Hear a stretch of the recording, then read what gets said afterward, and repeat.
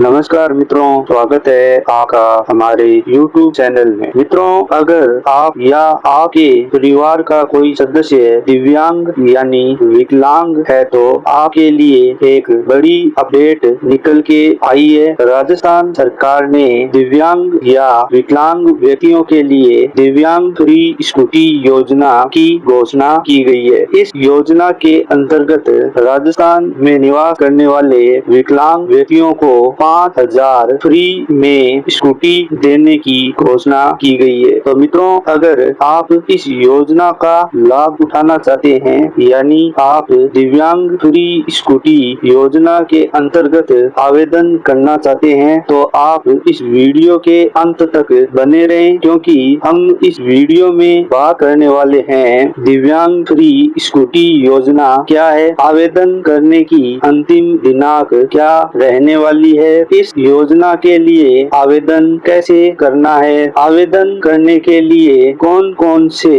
Document की आवश्यकता आपको पड़ने वाली है, आवेदन करने के बाद किस तरह से आपको फ्री स्कूटी मिलेगी। तो मित्रों, इन सभी प्रश्नों के उत्तर जानने के लिए इस वीडियो के अंत तक आप बने रहें। साथ में मित्रों, अगर आप हमारे YouTube चैनल पे नए हो तो इस चैनल को सब्सक्राइब जरूर कर दें ताकि भारत सरकार द्वारा चलाई जाने वाली विभिन्न योजनाओं की जानकारी आपको सही समय पर मिल सके। तो मित्रों, सबसे पहले हम बात करते हैं दिव्यांग फ्री स्कूटी योजना क्या है। तो मित्रों, दिव्यांग फ्री स्कूटी योजना राजस्थान सरकार द्वारा 2021 में शुरू की गई थी। 2021 में इस योजना के अंतर्गत 2000 दिव्यांग यानी विकलांग व्यक्तियों को स्कूटी वो भी बिल्कुल फ्री में दी गई थी। इस बार यानी 2022-23 के अंतर्गत राजस्थान सरकार द्वारा 5,000 विकलांग व्यक्तियों को फ्री में स्कूटी दी जाएगी। ये योजना राजस्थान के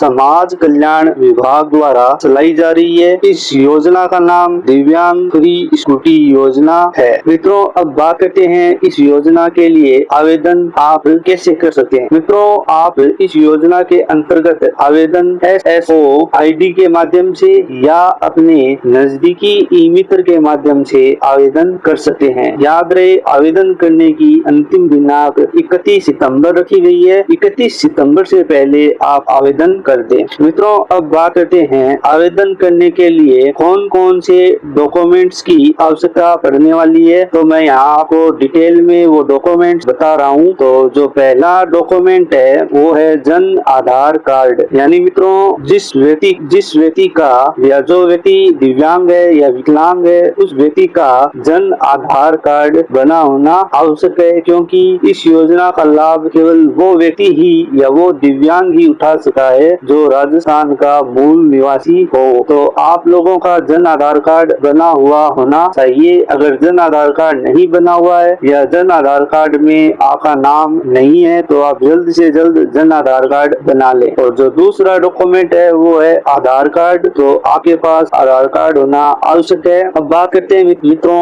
अगले डॉक्यूमेंट की। तो अगला डॉक्यूमेंट है विकलांग प्रमाण पत्र। यानी आपका विकलांग प्रमाण पत्र आपके पास होना चाहिए और वो भी ऑनलाइन विकलांग प्रमाण पत्र बना हुआ होना चाहिए आपका। और उस विकलांग प्रमाण पत्र जो आपका बना हुआ है उसमें आपकी विकलांगता 40% से अधिक होनी आवश्यक है। यानी आपकी जो विकलांगता है वो 40% से अधिक होनी चाहिए। जो अगला डॉक्यूमेंट है मित्रों वो है जन्म प्रमाण पत्र। तो आपके पास जन्म प्रमाण पत्र होना चाहिए। यानी जो ऑनलाइन जन्म प्रमाण पत्र बनता है वो जन्म प्रमाण पत्र आपको देना होगा। अगर मित्रों आपके पास ऑनलाइन जन्म प्रमाण पत्र नहीं है तो मित्रों आप 10th की मार्कशीट भी जन्म प्रमाण पत्र के स्थान पे काम में ले सकते हो। और मित्रों अगला डॉक्यूमेंट है वो है ड्राइविंग लाइसेंस। यानी आपके पास ड्राइविंग लाइसेंस होना आवश्यक है। अगर आपके पास ड्राइविंग लाइसेंस आपका नहीं बना हुआ है तो आप इस योजना के अंतर्गत आवेदन नहीं कर सकते हो। और जो अगला डॉक्यूमेंट है वो है आय प्रमाण पत्र। आपकी व आपके परिवार की जो वार्षिक आय है वो 2 लाख रुपए से कम होनी चाहिए। इसका आपको आय प्रमाण पत्र बनाना होगा। और ये जो आय प्रमाण पत्र है वो 6 महीने से अधिक पुराना नहीं होना चाहिए। जो अगला डॉक्यूमेंट्स है वो है कार्य या अध्ययन का प्रमाण पत्र। अगर आप कॉलेज में पढ़ते हो तो आपको कॉलेज के प्रिंसिपल से लिखा के एक प्रमाण पत्र बनाना होगा। कॉलेज का प्रिंसिपल है वो आपको एक प्रमाण पत्र बना के देगा और उसमें ये स्पष्ट लिखाना होगा कि मैं इस कॉलेज का रेगुलर स्टूडेंट हूँ और ये मेरा नाम है और मैं इस क्लास में या इस क्लास में पढ़ता हूँ। तो ये आपको लिखा के लाना होगा। साथ में मित्रों, अगर आप कहीं पे रोजगार कर रहे हो तो आप जहाँ भी रोजगार कर रहे हो, जिस फैक्ट्री में या जिस कंपनी में या जहाँ भी आप रोजगार कर रहे हो, उस व्यक्ति द्वारा या उस फैक्ट्री के मालिक द्वारा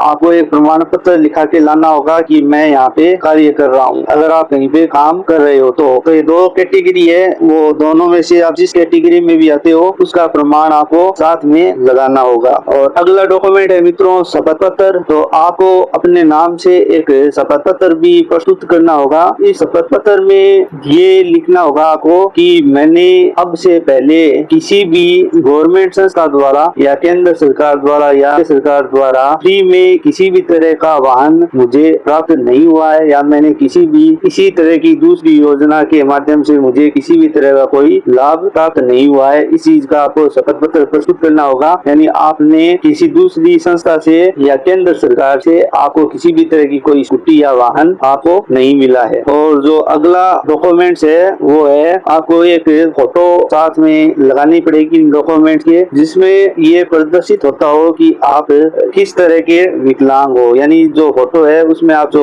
उसमें आपकी विकलांगता दिखाई देनी चाहिए। जैसे आपके पैर में विकलांगता है या हाथ में है, ताकि फोटो आपको लगानी होगी। यानी वो उस फोटो में वो विकलांगता आपकी दिखाई देनी चाहिए। मित्रों, अब बात करते हैं आवेदन करने के बाद किस तरह से आपको फ्री छुट्टी मिलेगी। तो मित्रों, जब आप आवेदन कर दोगे तो लॉटरी सिस्टम के माध्यम से ये छुट्टी दी जाएगी, क्योंकि 5000 छुट्टी राजस्थान सरकार द्वारा इस बार दी जाएगी विकलांगों को। तो जितने भी दिव्यांग इसके अंतर्गत फॉर्म भरेंगे, मान लीजिए 5000 है और 10,000 फॉर्म आ जाते हैं, तो उनकी छंटनी जो की जाएगी वो लॉटरी सिस्टम के माध्यम से की जाएगी। और इसमें एक कैटेगरी और रखी गई है कि जो प्राथमिकता है वो उन लोगों को दी जाएगी जो लोग 15 वर्ष से लेकर 29 वर्ष के मध्य होंगे। यानी जो दिव्यांग व्यक्ति है वो 15 वर्ष से लेकर 29 वर्ष के मध्य जो दिव्यांग है उनको पहले प्राथमिकता दी जाएगी और फिर है वो 29 वर्ष से 45 वर्ष के दिव्यांगों को दूसरी प्राथमिकता दी जाएगी। और फिर भी अगर कैंडिडेट ज्यादा हो जाते हैं, दिव्यांगों के फॉर्म ज्यादा आ जाते हैं, लॉटरी सिस्टम के माध्यम से छुट्टी आवंटित की जाएगी। मित्रों, अगर आपको फॉर्म